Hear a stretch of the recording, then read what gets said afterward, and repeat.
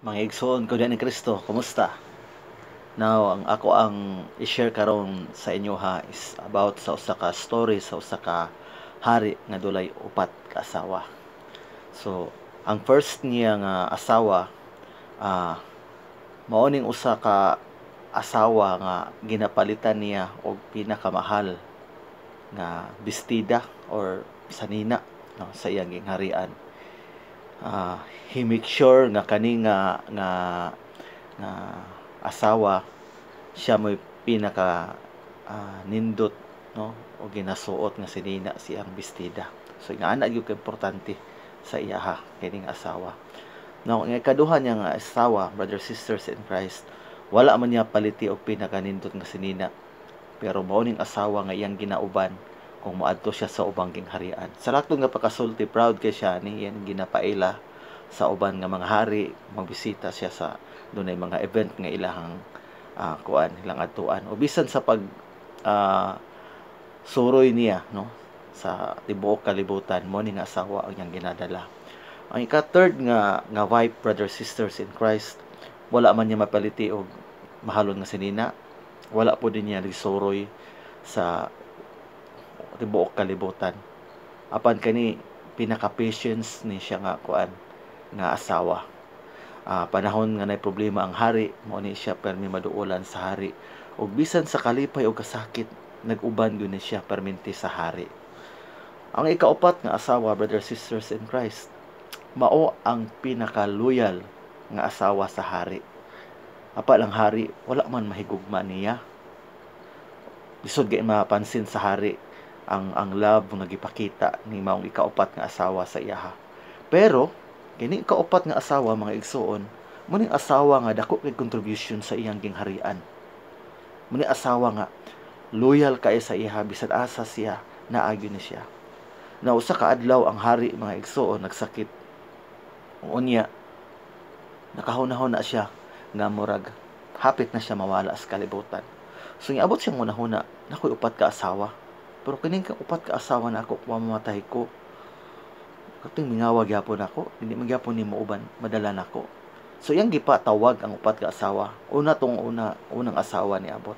Yang gipangutanan, kung mamatay ko, I know nga kanang gunsa ka nako kalab.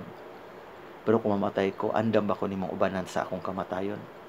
Ningon ang usa ka ang yang first nga asawa, I'm sorry but dili ko makauban nimo. Naguol pag-ayo ang hari, brothers sisters in Christ, maradog na ay kutsilyo nga miduslak siya kasing-kasing. Ug unya pila ra may istorya, sunod ang ikaduha nga asawa niya. Ang gipangutana kani kay mao man gyud iyang gipasigarbo sa ubang gingharian o sa tibuok kalibutan. Gipangutana niya kung andam ba nimo uban sa iyang kamatayon. Apan mingon ang second wife na no way, no. Actually kaning second wife, brothers sisters in Christ, love kay niya ni unya mahadlok siya nga mawala ni sa iyaha.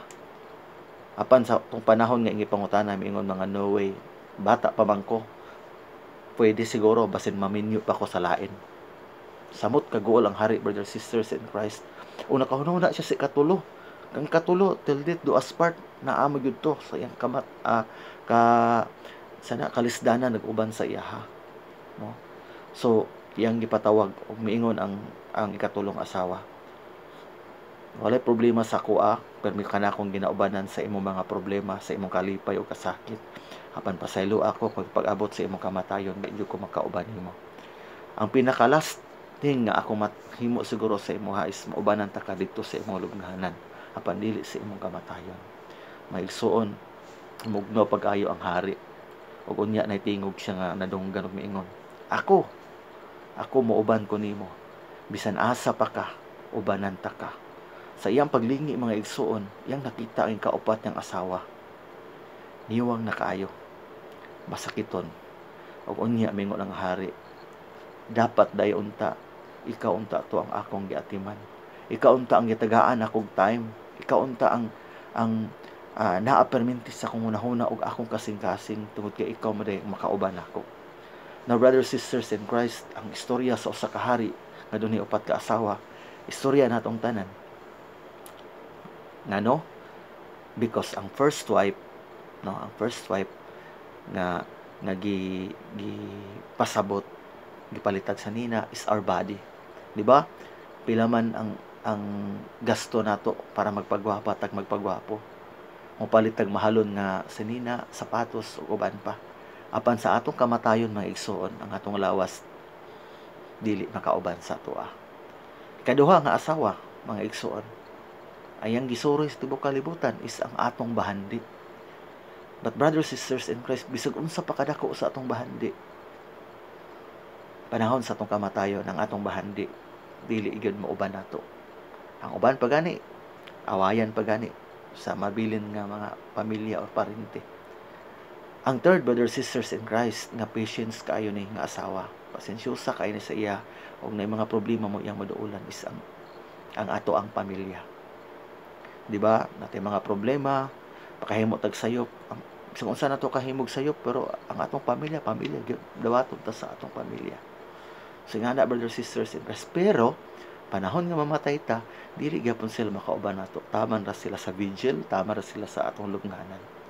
O kaupat, brothers, sisters in Christ, ang asawa nga wala niya tagaig time, di niya love, is ang atong kalag. Because pila kahigayon nga nalimtan nato ni.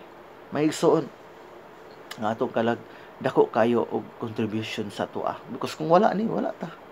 Diba? Wala ang atong wealth, wala ang ato ang dili magwork ang atong lawas. Wala ang tanan. But brothers, sisters, ang message is gitagaan ba ka natog time ang atong kalag. Giatiman ba ka nato? Dili ba ka malnourished na? Dili ba ka madumduman lang nato kung doon natay problema? O dili ba ka nga sama ni mong hari pag-abot sa atong kamatayon ay pata makadumdum nga dapat ato din ang giatiman. No, mga igsoon, no, ang pulong sa Ginoo diha sa Bible in Matthew chapter 16 verse 26 nag-ingon diha, kay kun unsa may kapuslanan nga maangkon nimo ang tibuok kalibutan, apan mawala ang imong kalag, ug unsa man ang imong ikahatag aron mabalik kini, or unsa man imong ikabaylo, no, aron mabalik kini. Mga igsoon, di-remind ta na tagaan natog time. Ay, dili mo kumingon nga dautan nga matimon ng atong lawas. No, maayo. Kinahanglan po ta maning kamot para makasustainer ta para sa atong mga dreams sa life. Kinahanglan po nato ang atong pamilya.